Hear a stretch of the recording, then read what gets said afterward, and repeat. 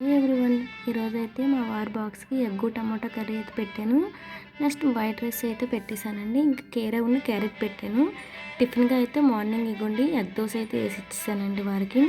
మేము శ్రీకాకుళం నుంచి వచ్చాం కానండి మా వారికి ఫుల్గా ఫ్రెండ్ సర్కిల్ అండి, మామూలుగా ఉండదు ఫ్రెండ్ సర్కిల్ అయితే. తన ఫ్రెండ్ ఒక్కరు అనమాట. మాకైతే నాటుకోడి అయితే ఈరోజు ఇచ్చారండి.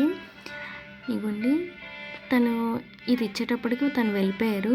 మా మేనల్లుడు ఇంకా ఆఫ్టర్నూన్ బాబు వెళ్తానని చెప్పాడు నాతో. ఓకే అని చెప్పి అయితే ఇంకా వాడు ఇంకా ఇది చికెన్ ఇచ్చారో లేదో వెంటనే వండుతావా వండవని నా దగ్గర కూర్చున్నాడు. ఇంకా ఫుల్గా సతాయించాడు. సరేలే బాబు వండుతానని చెప్పేసి కొంచెం బాక్స్లో తీసానండి. కొంచెం ఇగోండి ఈ ప్లేట్లో ఉన్న వరకు అయితే వండాను. ఇంకా లంచ్ బాక్స్ కూడా నాకు ఎలాగ అవసరం కదా మా పిల్లలకి అని చెప్పి ఇంకా వండాను. ఇంకా ఫుల్గా పని అయిపోయిందండి ఒకే టైంలో. అసలు ఇక్కడ చికెన్ వండుతున్నానా, నెక్స్ట్ చారు చేయాలి. ఇంకా అమ్మో మా పిల్లడి అయితే మా అబ్బాయికి అయితే చపాతీ చాలా ఇష్టం అండి చికెన్తో. అలా అని చెప్పి చపాతీ చేశాను.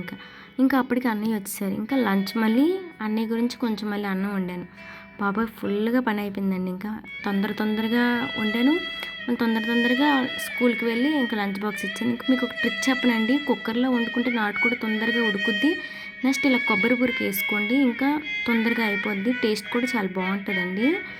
కుక్కర్లో వండుకుంటే నాటుకోడి మాత్రం కుక్కర్లో వండితే చాలా బాగుంటుంది. నేను ఎప్పుడు ఇలానే చేస్తాను. టేస్ట్ కూడా చాలా బాగుంటుందండి.